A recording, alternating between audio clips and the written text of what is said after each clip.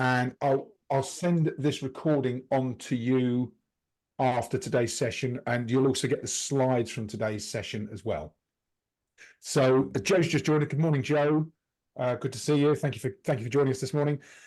Today's topic is all about effective delegation, and if you're in a leadership role, this is absolutely crucial.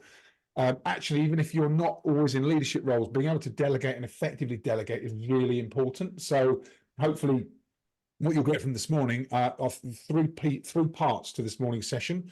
So we will be finished by about 5 to 10.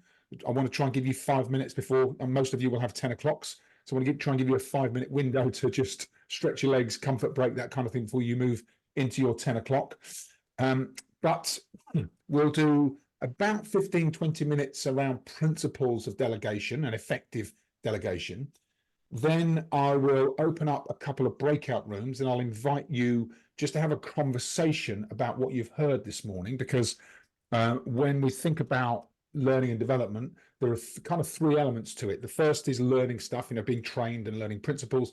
The second then is processing it, discussing it, thinking about what you're going to do. And then the third element is having the opportunity to share back, play back, right? What are the key changes or actions I want to take? So they're the 3 components of this morning's session.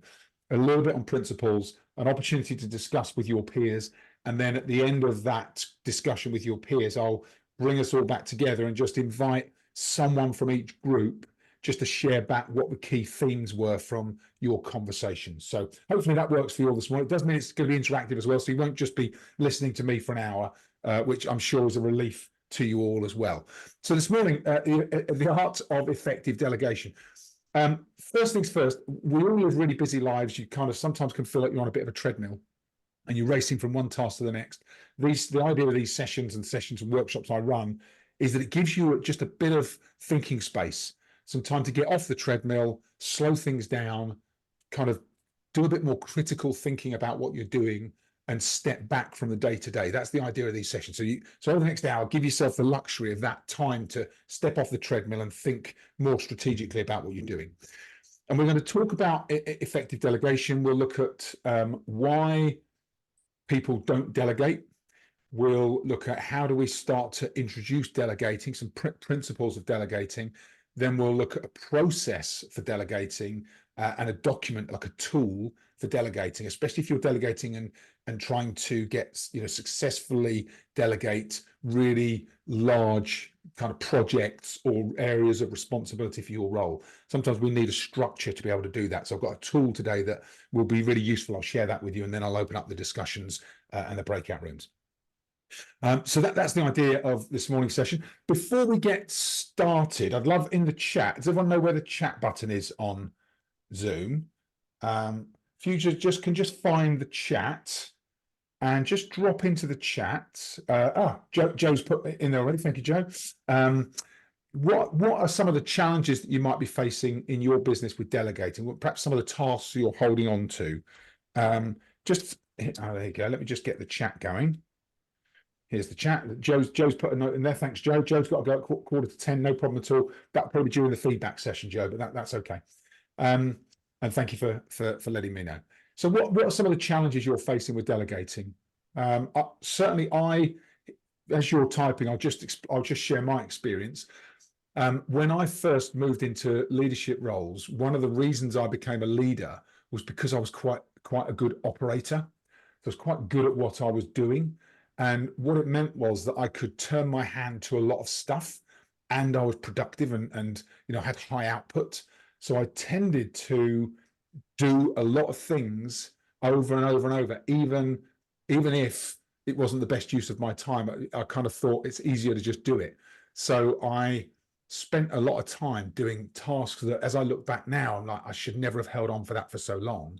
But I did it because I could do it, and I didn't really trust anybody to do it the way I would do it. So I kind of trapped myself a little bit in my first leadership role for too long, really. So that was why, for me, that became almost a self-induced burden. I was the one kind of keeping myself trapped in doing loads of work. And what it meant was I worked too many hours, did too many tasks that I shouldn't have been doing. It was a bit of a pain. But let's go to the chat. Andrew's got no one to delegate to. I have to delegate to people who do not own their role or the delegate function, so the timelines are ignored. Okay, so we'll maybe talk about how we can help with that as well, Andrew. That is difficult. If you've got no one to delegate to, that does make it tougher. Stacey, fairly new into my role, so I'm taking on a lot of tasks. Yeah, I know that feeling, Stacey. Yeah. I'm finding out a lot about my new team and not sure where to begin in terms of delegating. Okay, yeah.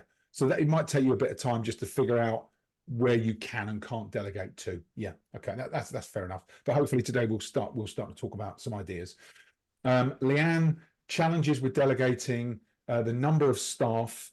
Current staff already have large projects running, and I want to avoid burnout for them. Yeah, so it's kind of, you don't want to just pass on workload to your staff, because it just tends to just increase their workload rather than yours. Yeah, okay, thanks, Leanne, that's good.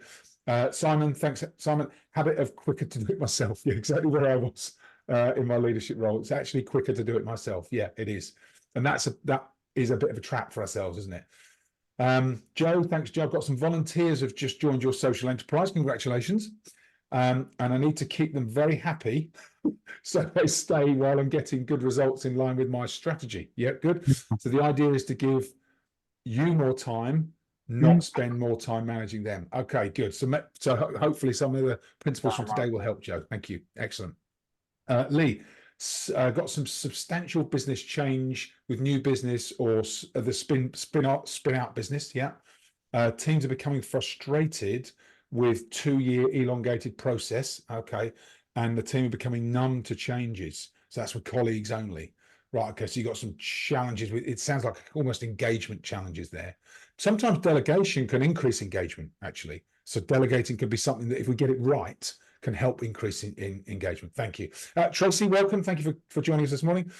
Tracy, a bit like Simon, quicker to do it myself. Owner of the business doesn't give enough time to delegate to others. Okay, that could be a real challenge. Yeah. And sometimes we have to almost learn how to manage the manager. I mean, managing upwards can be a really important part of what we do. Thank you, Tracy. That's great. And we've had a couple of other people join us as well. Matt and Rita have joined us as well. But welcome, both of you. Thanks for joining the session this morning. So that's some of the challenges. Thanks for sharing those. As we go through this content, as you go into your breakout discussions, think, how does what we're covering today help you overcome those challenges? Because that's where the real value is. Okay. Excellent. So delegation. This perhaps talks to a couple of points we've already heard. Love this quote from Dave Ramsey. Delegation requires the willingness to pay for short-term failures, and read into failures maybe extra time required, okay, maybe a bit of extra time required up front in order to gain long-term competency, and I'd go as far as to say freedom, time freedom. Okay, so we make that shorter-term upfront investment in order to create longer-term freedom and competence. That's the idea here. That's why we delegate, right? And I talk about this coach model in my business. It's from the book Coaching Leaders that we launched last year. And in that book, we've got this full model for leadership development and using coaching as a leadership style. And I won't go through this in depth, but basically it's a cycle. So we make sure that we've got the right relationship in place with our teams. We make sure we've got a business plan and we're communicating it. We then have a contract in place with every person, a strategic agreement about how we're going to work. We then set clear objectives and goals. We then spend some time allowing the team to get on with their work and observing them. So make sure that we get some observation time, because that observation time helps us to spot blind spots for them. And from that position, then we can coach them. We coach them on the areas where they can improve, develop, and grow. That's the whole idea of the model. And then finally, our final stage is heroes in the making. This is about, as leaders, instilling a sense of ambition and aspiration in our teams and helping them to achieve perhaps higher goals, greater progress than they realized was possible. And often as leaders, that's our gift to give people, that, lifting the lid off, taking the ceiling off and getting them to think bigger for themselves within the business. And that's the idea. And then, of course, it's a cycle, so it continues. But today, what we're going to focus in on is this coach for change part, which is where delegation really fits in kind of coaching and supporting and mentoring people, really. So let's talk about some principles. Delegation principles. Why do we delegate? So there's a great Gallup study. There's a link to the study on the bottom here. According to this study by Gallup, where they measured CEOs' effectiveness and their ability to delegate, CEOs who excel in delegating generated 33% higher revenue in comparable companies. So they had the freedom to be able to think strategically, operate at a different level, make sure that their plans were being followed. And in the process, the CEOs free up their time. They focus on the key activities, especially if they're focusing on activities that will yield high returns, revenue growth, even profitability growth for their companies. And to maximize their own productivity and effectiveness, there's this question that we should switch in our minds. And this is partly the challenge for high performers. Instead of asking, how do I do this? We should say, who should do this? And there's a great book. I don't know if anybody's read the Dan Sullivan book, Who, Not How. And it's all about how we start to switch our thinking from how do I do this to who should do this? Who could I get to do this? Who in my team is best placed to do this? And that switch in thinking takes a bit of time if we're not used to doing it. Joe, you've raised your hand. Hi, Joe. Sorry, can you just repeat the name of the book? Did you say be, not how? What was the first Yeah, word? it's called. I've got one on my shelf. Hold on, Joe. I'll show you. It's called. This is what it looks like. It's called Who, Not How. Who, Not How by Do you Dan happen to Sullivan. know, Justin, is there an audible version? I believe there is, Joe. Yeah, I believe there is. Incredible. Yeah, it's written by Dan Sullivan and Dr. Benjamin Hardy. It's a really good book, and I think Benjamin Hardy does the audio book. So definitely recommend that, and kind of start to think about all the opportunities for delegating as we go through, sessions after this. So there's lots of reasons why we should delegate. So then we start to think about principles for delegation. So I have this top 10 checklist for delegating. So the first thing is to think about, can we plan for the long term? So we've got to stop the short-term thinking, because the short-term thinking prevents us from delegating because we think it's easier to do it ourselves. And I'm guilty of that as well as anybody on the call. We then have to know what to delegate and why we're delegating it. And what I mean by this is, it's not just the task that we're delegating, it's also an understanding of why are we delegating it. And what that means is, if we are going to delegate it to somebody, does the delegation create an opportunity for them? So it's not just us trying to delegate and remove time to tasks so that we free up our time. It's also delegating so that we increase the competency of people in our teams. So why are we doing that? And that starts to get you thinking differently. What am I delegating and why would I do it? And there's this principle about delegating to the lowest level of competence. So the lowest level of competence within the team should be who we're delegating the task to. And that starts to get you thinking differently, because it maximizes productivity and efficiency in our business. So the person that is just about capable of doing a task is the person that we should be delegated to. That's a principle that we should hold in our minds as we start to plan delegating. And then the third is something I've been guilty of in the past, which is delegate, don't abdicate.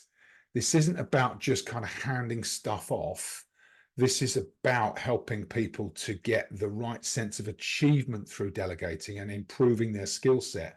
And the times when delegating hasn't worked for me is when I didn't do it intentionally, but I've abdicated rather than delegated. I've just kind of said, here's a task I don't want to do. Can you do it, please? This is it, and kind of left people to it. And it hasn't really worked, because they've either their heart's not been in it, so they haven't done it as effectively as I would like them to have done, or they didn't get the support from me, and that's on me. And so they didn't get to do it in the way that it needed to be done. And in those situations, I've either picked it up again, or I've had to go right back over it and maybe even delegated to somebody else. And that as I look back in my career, it was my issue, not theirs. The fourth then is to think about, as you think about your team or peers, or if you've got assistants that can help you, then start to play to your employees' strengths and their goals. So what are they good at, and what are they trying to achieve within their role and perhaps within their career? So can we start to delegate tasks that align with their strengths and the things they enjoy and the goals they have for themselves and their role? And then we have to think about what is the outcome of the task that we want to delegate, not the steps in how to do it. And this can be difficult as well, because we want things done very often the way we want them being done. And actually to switch our thinking to say, actually, I want the outcome. I don't necessarily need it to be done the way I'm doing it. I just need the outcome of the task. And actually, sometimes my experience when I've done this is that people can surprise you because they'll find a quicker and easier way to do it. The whole Occam's razor, which is, shortest distance between 2 points is often the most effective. And then 6 is about making sure that if we are delegating, especially larger projects or larger tasks or things that are more complex, providing the right resources and authority, making sure that people have what they need to do it, and that they have authority to make decisions along the way as they are perhaps making changes to get the task completed. And then 7 is about agreeing support, communication, and review. So as we put in place this delegation of tasks, rather than just saying, there it is, it's with you, let me know if you've got any problems, actually being proactive about, let's talk about what you might need as you start to implement the task or work on it. Let's talk about how often we'll check in, and then let's talk about when it's done, where we review the completion and how it's gone. And by putting that in place in advance, actually give people a lot more confidence to complete the task, and you get better accountability because you've planned it in advance. And then recognizing progress, and progress doesn't just mean success. It sometimes means, it might mean that you had a go at something, or your team had a go at something, didn't quite get it right, but they made some form of progress. So we celebrate progress and recognize progress, whether that leads to success or there might be some bumps along the way. But recognizing the progress and giving people that positive reinforcement regardless helps to keep them motivated and engaged to want to continue to do the task and pick up more and more responsibility. And that's really important for us as leaders to remember. We want to get that positive association with tasks we delegate, not a negative association, i.e. saying to people, well, that didn't work out, or this hasn't gone as planned. If we recognize progress, not just success, it can really help us and them. And then 9 is about appreciating it is a process. Delegating tasks, it's not a one-time thing. It should be a process we go through where we're continually reviewing what we're spending our time doing, what are the key tasks that could be delegated, and how do we make it part of a process of review with our teams so that we just continually improve our productivity and their areas of responsibility and growth within the business. And then finally, we're continually elevating expectations of our teams. So, one of the big things that keeps people engaged in their work is that continual growth and changing, the way they perceive themselves and their capability. And we can do that through delegating the right tasks and delegating them in the right way, as the checklist kind of teaches us. And so in order to do this, we have this, I'll call it like the delegation process steps. And this is a blank template. I'll send this as a tool to you afterwards as well. But it really kind of walks you through defining the task or the project or the series of activities you're planning to delegate, talking about why it's important to you or your business. And this is a document you can hand over to somebody as you're delegating the task. What is the successful outcome of this task, project, or series of activities, and describe the finished result. And you might give an example as well. What are the potential pitfalls to avoiding completing the task? What are the indicators that this task is on track or is successful? What tools are needed to successfully complete this task? So it gets you thinking about this in advance. What support will be given to ensure its success? When will you review progress to stay on track? How will you know this task has been successfully delegated? So it actually gets you to think about that yourself. And then what is the reward for successful completion? And the idea here is just to get you thinking differently, especially for larger delegation projects, get you thinking differently about how you go about delegating, and create a brief for the person that you're delegating to. So it does a couple of things for you. And I've used this, and it gets you really clear. It makes you think differently about a task that you're delegating. And the next slide in the final document is an example. So here's an example of that task in progress. So this would be like lead generation program for a sales training program. Why is it important to make an impact on more sales teams who can't access coaching? What's the successful outcome? So I won't go through all of these, but you can see you've got an example here that says this is what it could look like. and what's the reward, maybe a celebratory dinner, rewarding vouchers and public recognition to the wider business team.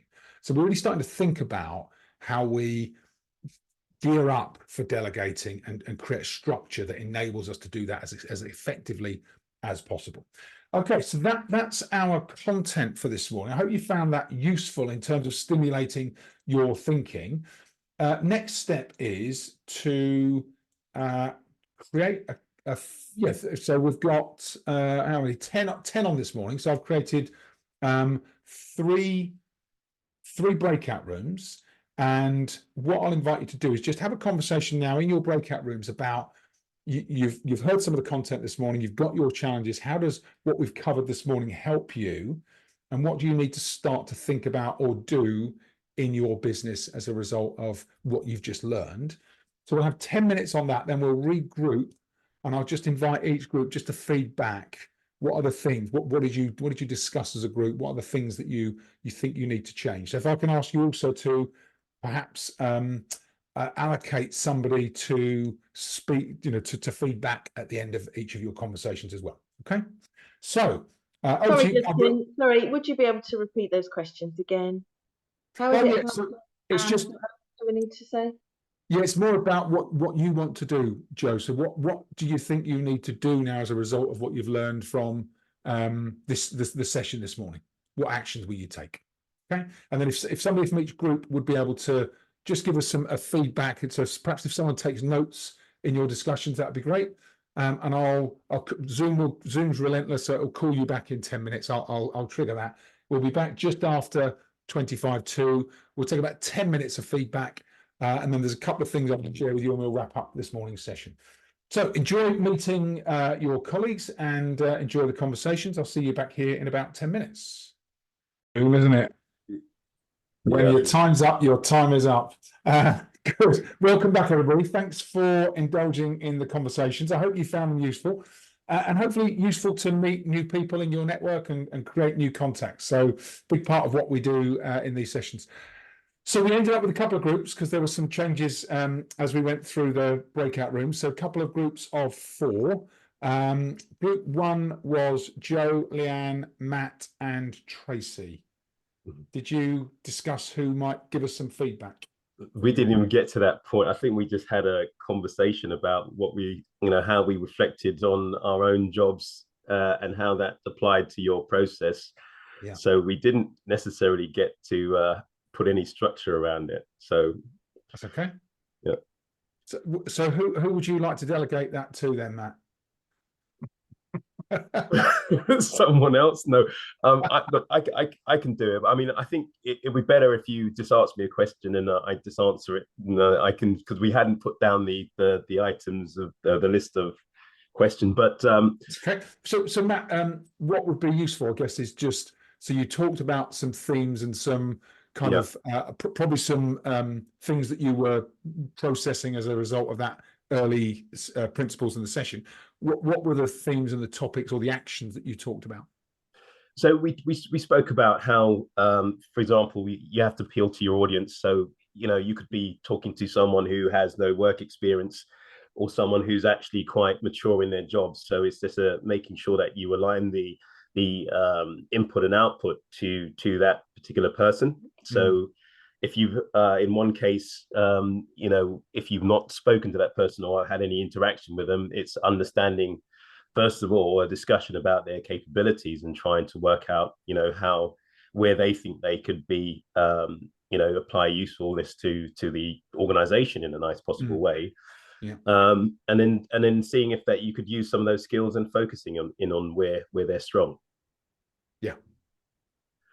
And then the other one is a holistic view. So understanding how their part in the puzzle impacts the wider organization and the output. So if it's, producing more sales, then, that you have to understand that this is, how we expand our business and, how, we're allowed to, we are able to invest in you as an individual. That money comes from us, doing these things at the lower end, but this is how we drive the organization forward. So they understand their roles and responsibilities and also about the urgency. So, for example, if they don't do it for 2 weeks, what are the implications? So they need to understand how that has an impact on everyone else doing their part. So, these are some of the things we kind of came up with. And the form is making sure that it's not a robotic process, because it's a new system. You've got to try and make it that it doesn't look like you're doing some kind of formal review, if that makes sense. So that's where we kind of got to, and then we ran out of time. Yeah, that's really good. Thanks, Matt. So so connecting the dots with a bigger picture for the business, creating a sense of urgency, and thinking about then, making sure that there's a human element to it, and it's not just a form completion exercise. Yeah, absolutely, absolutely. Yeah, very good. Thanks, Matt. Well, considering you didn't take any notes, or considering you weren't prepared to feedback, I think you did a good job. Thank you. Thank you. Pleasure. Jolie-Ann, Tracy, anything you wanted to add to what Matt just kind of updated us on? I think the challenge of, I think was a repeating theme, and the challenge of the people in position and some of their suitability to the roles. Okay, so this is, so you were in group 2, weren't you, with Andrew, Simon, and Stacey? Their backgrounds, I think, not being in sales, or their non-willingness, if there's such a word, to be collaborative, I think was what Andrew was certainly saying. Yeah. So yours was kind of almost people's engagement in wanting to do it. Yeah. Or their ability. Yeah. Or ability. Because of their background and how they've been trained, and their passion, and maybe picking the wrong people. Yeah. My question for it was that statement about the lowest level of competence to delegate to. And when does that actually flip into the lowest level of incompetence as well? Because I'm very much in the, oh God, I've got to deal with that person to get this done. This is going to be a nightmare. We've all been there. We've all been there, Andrew. Really? And you've known me for a long time. I don't deal with that very well at all. So I'm really, really struggling. Yeah, and it's interesting because I think you've got two things at play there, haven't you? You've got competence and almost motivation and willingness, and it's recognizing which is which, and because you deal with one or the other completely differently. Yeah. If it's competence, it's about training and understanding whether or not that person can get to the level of competence you want.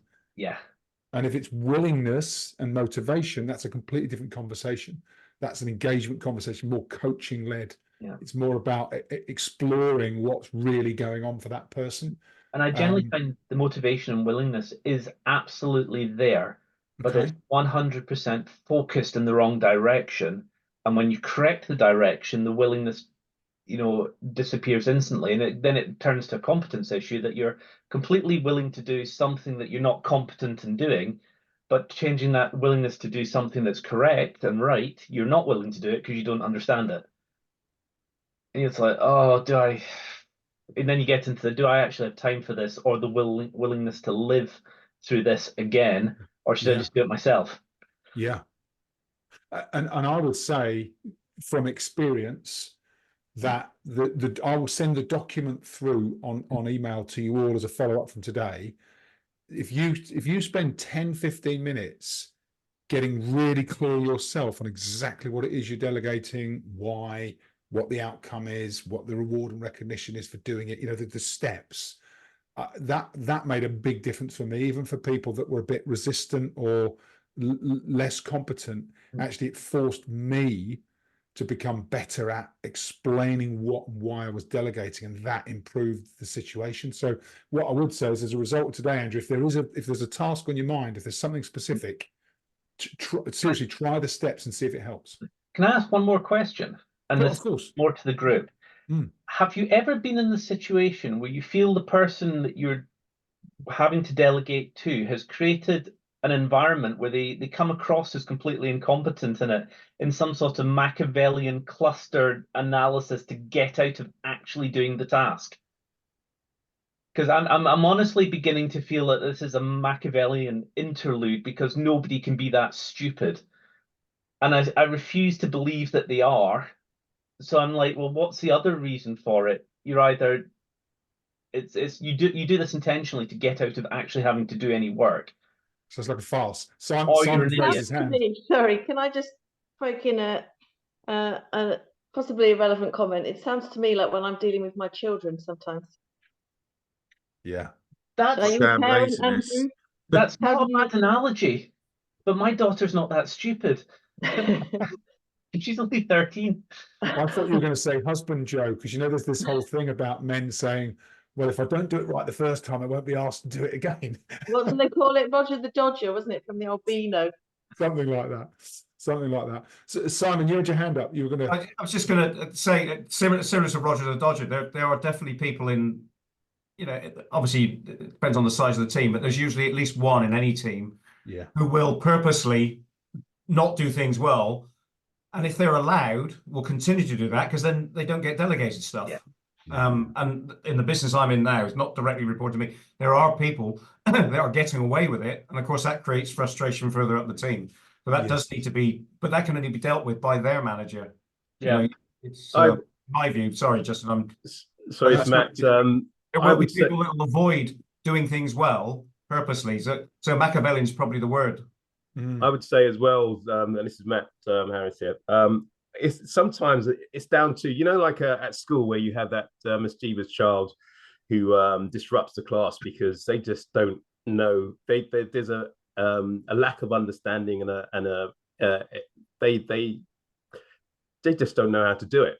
Yeah. So they would try everything to avoid being upfront, and one of the things is getting kicked out of class, right? So it's kind of having an understanding of why that behavior is happening, and seeing whether, is it that and be honest, they have to be honest with you. If they don't have the skills, then let's see how we can train you to be more useful. Otherwise, obviously, it doesn't work. But I mean, that might be the case where someone's being disruptive because you know what? You give them the task, they just think about failure. They don't think about, okay, let me have a go and then readjust and kind of, get there with some help. Especially if they're doing it on their own, it's just I don't want any part of it because I'm going to produce the worst kind of work here. So I'm not even getting involved. So It's a front. I think that's it's a front, isn't it? At times. Yeah, it could be that as well. And let me just take you back to the coaching model. And so we talked about delegation being in this coach for change model. If we're meeting, what we're talking about here is actually less of a problem with delegating, more of a problem with people performing in their role. It's the performance management issue. So if we have to take a step right back to the start of the model and think, right, have we got a relationship with that person where we have enough trust with them so that we can have a conversation that gets to the bottom of the real problem? Because the real problem is not their ability to take on tasks.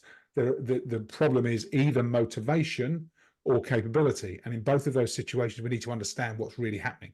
So we go right back to, do they trust us enough to tell us that?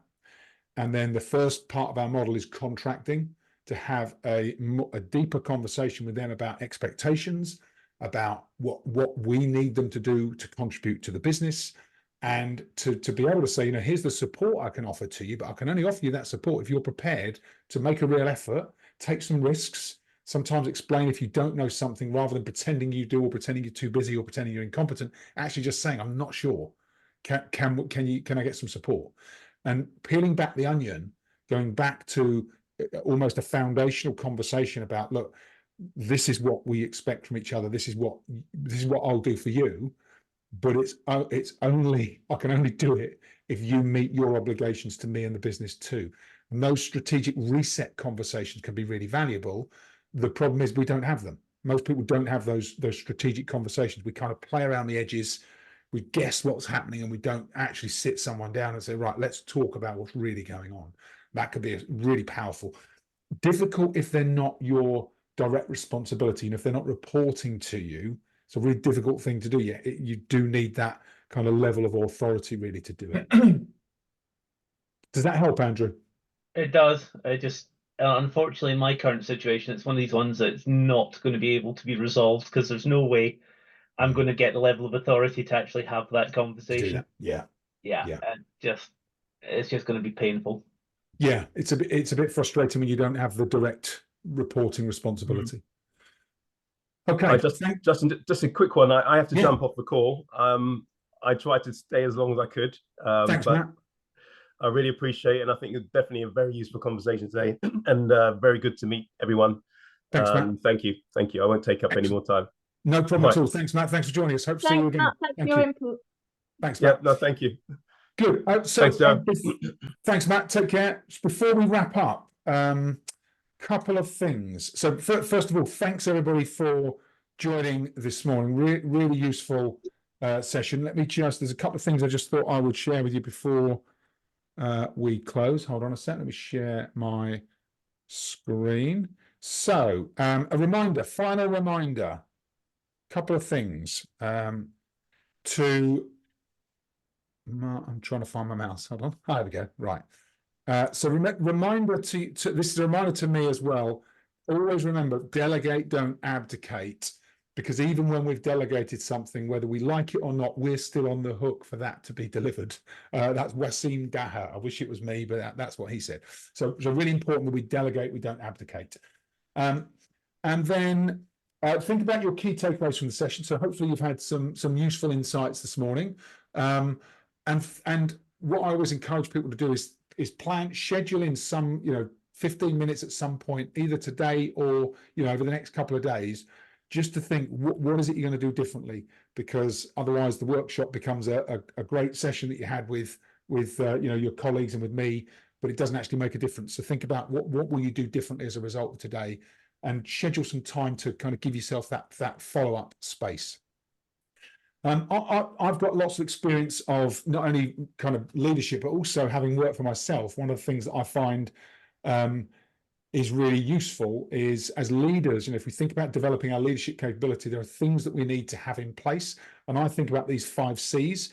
So we have to have the ability to have confidential conversations, to be able to talk to people in confidence, because in our businesses, very often we can't do that with our teams. Can't always do it with our bosses either. So being able to have confidential spaces to have conversations is critical.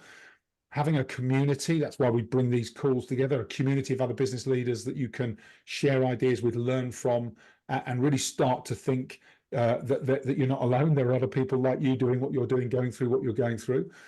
Collaborating, so being able to understand what are other people doing, how can I adopt some of that best practice so that I continually improve and elevate my own leadership.